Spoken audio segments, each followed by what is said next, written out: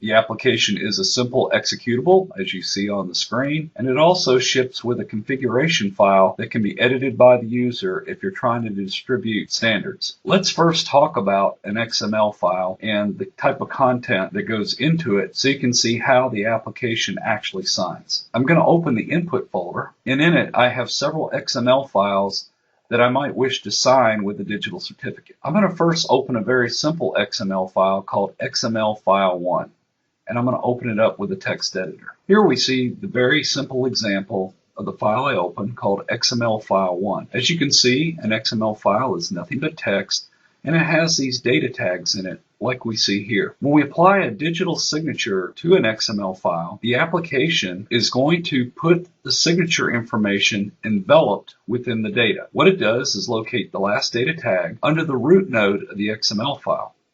So here, the root node is called test file. When the signature data is applied, the signature data would be applied underneath the root node here, like so. So anytime a digital signature is added, the digital signature data would be added just above the last node in the XML file. This will make a lot more sense a little bit later on after we see XML Signer sign these XML files. I'm going to go ahead and close the editor for the moment. When XML Signer signs XML data, it preserves the white space in the XML file. What that means is that once a file has been signed with XML Signer, a user cannot make any modifications whatsoever to the signed file. So let's go run the application. We'll talk about some of the settings. I'm going to go back a level and show you that the application itself is just a simple executable, and it also ships with this configuration file that you can edit to localize the application for your jurisdiction. And what I mean by that is if you are trying to both sign and seal XML data, you need to put the jurisdictional information for which you are sealing the data. So let's take a look at that in the editor and see what that means.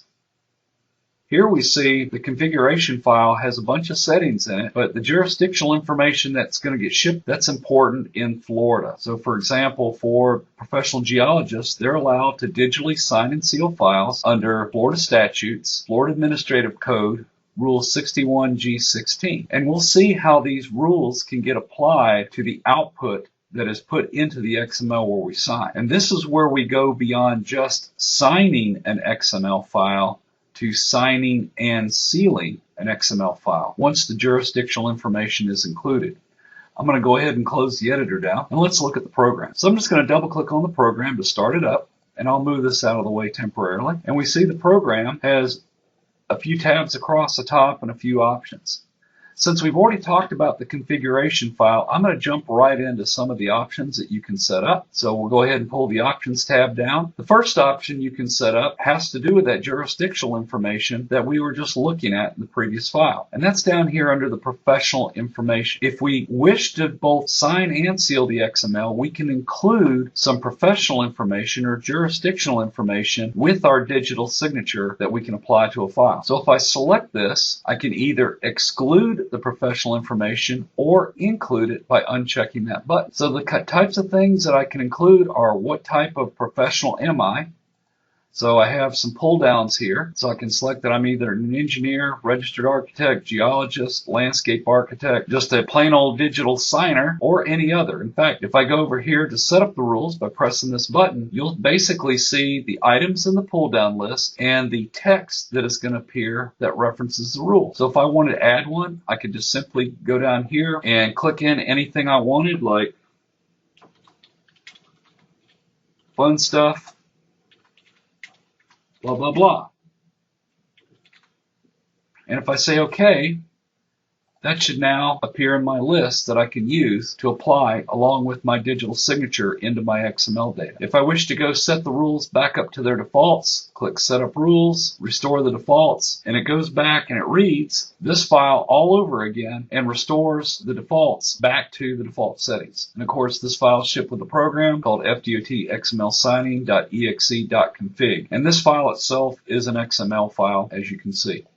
So if we want to include professional seal information with our digital signature, we can set up the different kind of rule-based text that we wish to appear. We can also add some additional qualifying information. So for example, if I was signing data and I only wanted to make certain qualifications about how I was signing, I could type that qualification into this box, and that would also apply to my digital signature. And then the other things I can do, add some additional common name information that I wanted to appear with my digital signature. If I didn't want any of this information at all to appear with my digital signature, I could just check this box and it will be excluded.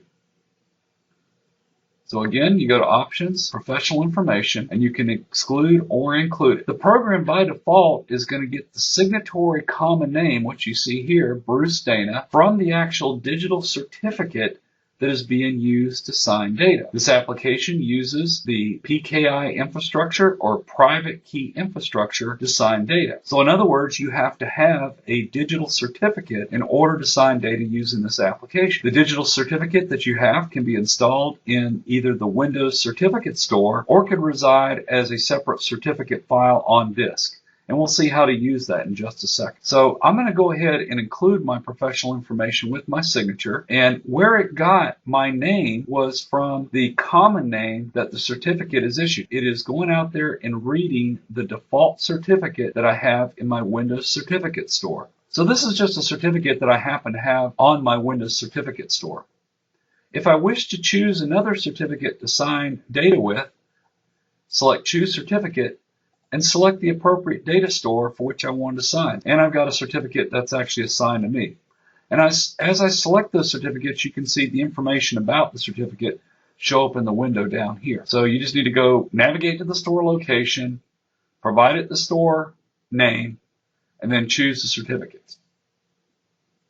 If you wish to click the Show button, the application will show additional information about the certificate that's displayed by Windows. So some additional details about the certificate, the certification path. In this case, I don't have a very elaborate one, and things like that. So if you wish to know more information, you can get more information by clicking Show. Likewise, a certificate can be a PFX file that's in a digital certificate file that's stored on disk. So for example, if I select this PFX file, I can navigate to a PFX file to use. So I'll go select one, and on my disk I happen to have this one called John Doe that I made up just to remind me it has a password called password. So I'll select it, and now I can use this digital certificate to sign or validate data with. So I better make sure the password is right. So I'll go ahead and do that, and I'll click OK and select that digital certificate. Again, you notice now that the professional information is picking up John Doe from the common name of the certificate, and then I can pick whatever kind of signatory that John Doe is to sign and seal with. Again, if I need to create additional ones, I can go set up some additional rules, put in whatever type of signatory, whatever type of jurisdictional information I want to put in there, and click OK. So let's let John Doe be an engineer. And then again, we can edit and put any kind of qualification information in here we want. When I get ready to go sign, once I've got a certificate selected, all I have to do is apply a signature. Press the Apply Signature button, and then you can navigate to wherever you have the input of the files you wish to sign. I can select a single file. I can hold down my Shift key and select multiple files, or with the Control key, select any number of files that I wish to sign. I'm not going to do this operation just yet to show you some additional settings. If we go back to our Options button, you see that we can select an output folder where we wish to write the output from our signing operations. Obviously, we don't want to molest our original files, so the application is going to take the original file, apply a digital signature, and write it to an output file, but we need to select where that output folder is going to be. So in my case, I'm going to go put it under digital signature, and I'm going to write it to a folder called output. Make it real simple to find later on. Of course, you can write this anywhere you want, and for each instance of the program, if you don't specify anything, it's going to write it to wherever it finds the input. Notice you don't have an option to select the input folder. You can also attach a suffix to the output file name. By default, the suffix is called _signed. So if the file I was signing was abc.xml, my output would be abc_signed.xml. So I'm going to modify this slightly, and I'm going to put signed by JD. So once I've done that and I set up my options, where the output folder is, what the output suffix is going to be, and any professional information that I wish to include, and you can optionally include it or not include it by making sure that is checked. So if I don't want to include it, I can specifically exclude it, or I can include it, and now this information will be included with the signature. Again, we can see that by the check mark. We're now ready to go actually apply some digital signatures. So let's go ahead and do that. So I go click the Apply Digital Signature button. I go to wherever my source files are, and let me pick these simple files right here to begin with. So I'm going to sign these 4. So once I have them selected, I select Open. You saw a little blue banner pop up temporarily that shows you the file that's being processed. Likewise, you'll see some messages at the bottom of the screen here to tell you that's what's been signed. And now you see some results. I'm going to expand this window out just a little bit. And the results say that the 4 input files I selected were signed by John Doe. Here is the path of where the output was written to. Let me expand that a little bit more. And we see the name of the signed output files, and we see some status messages. This results window can be brought up anytime, of course, by selecting the tab, and we can go look at the immediate results of the signing operation. We also have a log file that we can look at that shows the results of processing. There's really not much more to do than basically visually look at this log file, but we also have, under the help, we can actually open this log file that we can take a look at the operations as well. You'll notice that this log file accumulates data from other signing operations. So if I want to flush this thing out periodically, I'll just select all the text in it, hit my delete key, and then save the file. Notice the file has a file name called FDOT XML Signing.log, but this log is stored part of your user profile for Windows. So I've just cleaned that out real quickly since there's no reason to keep that around because I can see the operations that I've done immediately in this little log tab. Let's go back to our results window just for a second, and we see the results here. We get some hover help to indicate that we can either double click or we can right click to get some additional options. So for example, if I wanted to look at that file XML1 and I'll right click on it, I can either show the certificate that was used to sign it. So I'll bring that up real quick. That's the actual certificate that was used to sign that particular file. I'll right click on it again and I can open either the input folder of the files, and I'll close that back down again. I can right click and open the output folder where the signed files are. I can right click and open either the input file itself that I've got highlighted. As we can see here, we have the input file that we were looking at just a second ago, which is this very simple XML file. Or I can right click, open file, and open up the signed file. It's going to make a little bit more sense since we just got through looking at the input file what all this XML signing stuff means. All this other information is the information that the XML signing application applied to the file. The first part that we see up here under the FDOT namespace is all that jurisdictional information that we had the application add to the file.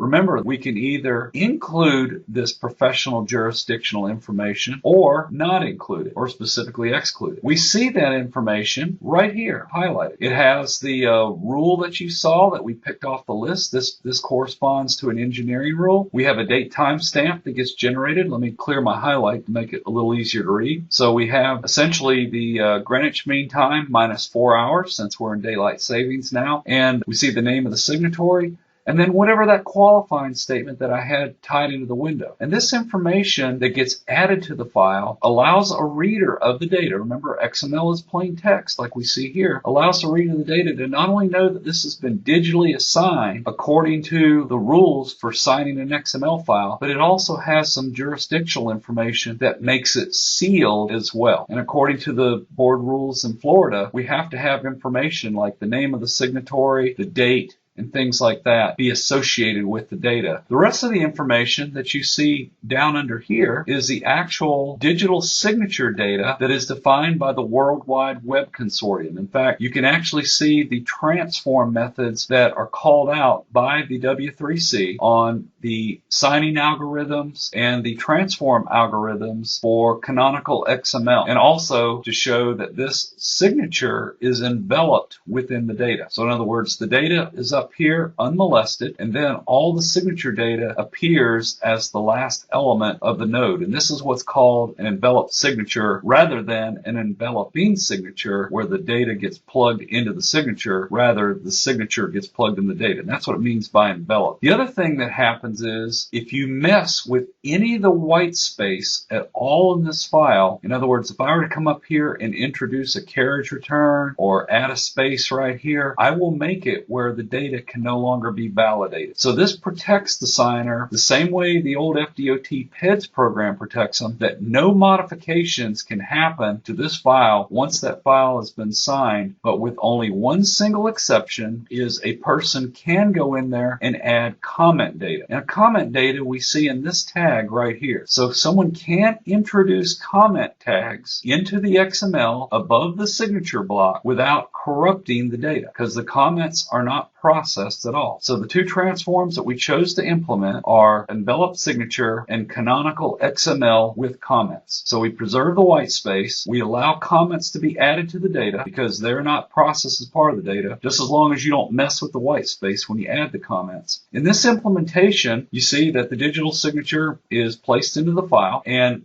in this case, we also had the application include the X509 data. And this allows the public key of the signatory to be embedded in the data so that somebody does not have to possess the digital certificate of the signer in order to validate the data later on. It allows this program or other programs like XML Spy, XML Validator Buddy, or any other commercial digital signing application to validate data that this application is signed. So let's go look at the program a little more. Here we see the results. We saw that we have right-click options that we can show the certificate, open either the folder that was the input XML, open the folder where the output XML was. We can open the input file or open the output file. The application that opens either the input or the output file is whatever the default application you have set up in Windows to open XML files. In my case, we saw our Internet Explorer was my default application, and I'll see the file all pretty printed like we see here. I chose to leave mine as the default the way Windows ships because that way I won't accidentally edit an XML file. We can clear this list out of the results log that you saw there. And so can I go back to my Sign tab and reapply signatures again? I'll just reapply it to these files and overwrite my output. And my results window gets reprocessed, and I show my results all over again. And of course, I can go see them at the bottom of my log. Or if I want, I can go to Help and open my log file, and you see this information was written to my log file since I last cleared it out. So again, to clear the log file out, you select it, hit delete, do a quick file save. Your log file is clean, so any events that occur now will be written to a clean log file. Get to the results, go back to the results tab, and the results tab can be cleared if you wish. Once we have files that have been digitally signed, we can also verify those files. So if someone happened to send us a file, we can go verify it. If I wish to go verify the files that I just got through signing, I just go click Verify Signature and select any one of those files that I just signed. And I can either double click on the file or select multiples like we did before. Select Open. The files get processed. They get written to the results log. And I can see whether they were successful, if they were signed or not. Let's go mess with a file and see what happens if a file happens to be corrupt or wasn't signed properly. So I'm going to go mess with this file right here. So I'm just going to right click, open the file. Actually, I'm going to have to open the folder and do it with an editor. So let's open the output folder. And we'll do this one. Let's open this up with our editor. And here we see in an editor all the all the signature data gets written to a single line, makes reading the file nice and neat in an editor. But let's go add a single white space right here behind test data and see what happens. So if I go add a single white space, there I've done it. I'm going to save the file, close the editor down, and I'll just go ahead and close the folder down too. And let's go try to verify this file and see what happens. So I'm going to verify the signature on that file that I just selected. And notice it says the certificate that was used to sign the file is valid.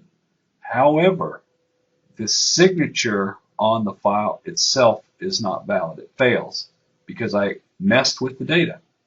I touched the white space or I changed something about the data. So in order to fix this, I would have to go back and restore the file back to its original pristine condition. And I should be able to do that. So let me go down here, right click, open the folder again. Let's go to this file and we'll edit it. And we'll go take that white space right back out again. Save it. Close the editor down. I'll close the folder down. And let's verify it. So we'll go verify signature. We'll select that one again, press open. And now this time it will verify because I've been able to restore the file back to its original signed condition. So you can see the application is just processing the text stream of that XML file and it signs or verifies the file. What happens if we verify a file that we do not have the X509 data associated with it? That's if something were to be signed with a digital signature from some other application, for example. Some applications do not include the X509 data when they sign the data. So let's go try to verify a signature of something else. So I'm going to select verify signature and I'm going to go down to my folder.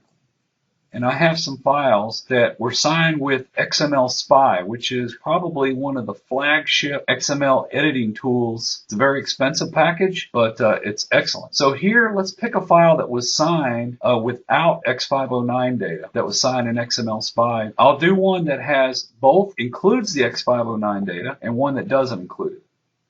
So I'll try, here's one with, and here's one without. So we'll do these two. The first file that it encountered that did not have the X509 data, it's now prompted me what was used to sign this file. You've got to give me the certificate. So it's obviously not this particular certificate. In fact, if I select this particular certificate, it's probably going to fail. If I had the certificate installed, I might be able to find it, and I don't necessarily have it installed because I've got my certificate. So I would have to provide it the certificate that was used to sign it. So let me fake it out and try to do this and just see what happens. And we see right here at the bottom, the one that I tried to authenticate with that certificate that I've been using to sign other files with wasn't the original certificate that was used to sign this file, and therefore the authentication process failed. However, the certificate that included the X509 data that was used to sign the other file, this one that had the X509 data, it was signed by Quentin Tillman. That data was used to authenticate the file and the authentication passed. Every time that this application is used to sign data, the FDOT XML Signing Application will always put the X509 data with the digital signature into the XML file. However, some other applications may not do that. And you saw a case right here where we used XML Spy to sign a file without the X509 data, and one where we used XML Spy to sign with the X509 data, and you see the results. FDOT XML Signing Application does try to prompt the user for the certificate if it cannot find it within the XML data.